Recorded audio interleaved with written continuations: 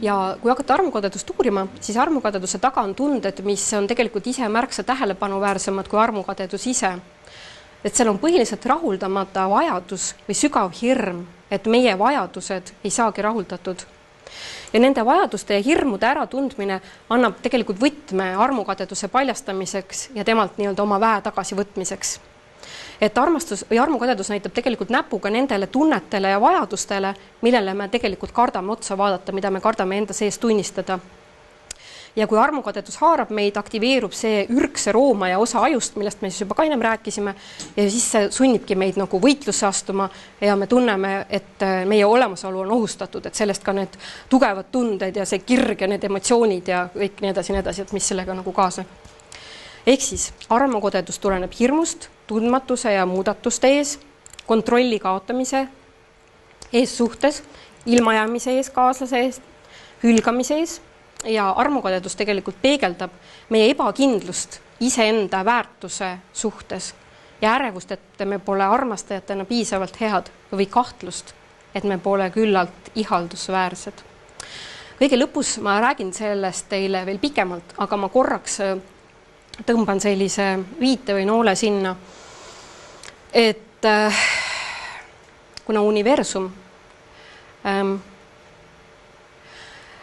on üks suur nii-öelda hulk energiat ja väge, ehk siis selline suur jõujaam, siis tegelikult universum töötabki nii, et ta annab meile tagasi täpselt seda energiat, mida me ise ennast välja kiirgame. Et alati, kui meil on mingisuguseid suhteid või situatsioone, mis meile ei meeldi ja kui me hakkame uurima, et mis selle sees sügaval, selle kõige taga on, missugused on meie motiivid, kavatsused, hirmud, siis me saame tegelikult tavaliselt vastuse üsna pea. Et selle teise suhtega või inimese või situatsiooniga me saame tavaliselt vastu täpselt seda energiat, mille me universumisse välja saadame.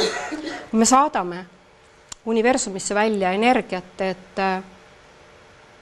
me oleme armukadedad või et me ei tea, mida me partner teeb või mis iganes, siis me tegelikult saadame ju seda energiat enda kohta välja ja saame selle rõõmsalt tagasi. Ehk siis tegelikult võime me endale otsa vaadata ja mõelda, et mis on meie sees, mis paneb meid niimoodi tundma ja universum saadab meile seda tunnet mõnuga vastu. Nii. Otello pilt jälle.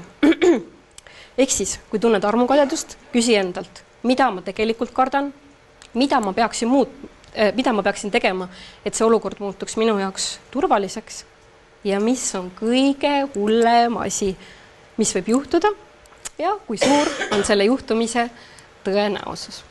Väga lihtsad küsimused. Et siis lahendused. Et kui kõik need olete endas võib-olla mingid nartsissistlikke kaassõltuvuse, mis iganes kontrolli mustreid tajunud, olete märganud, et need on inimestel teie ümber.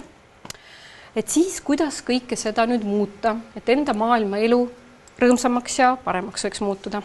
Et elu muutuks taas maitsvaks. Et nagu ma jälle lähen tagasi selle universumi juurde, siis on see täiesti kinnitatud sügav tõde.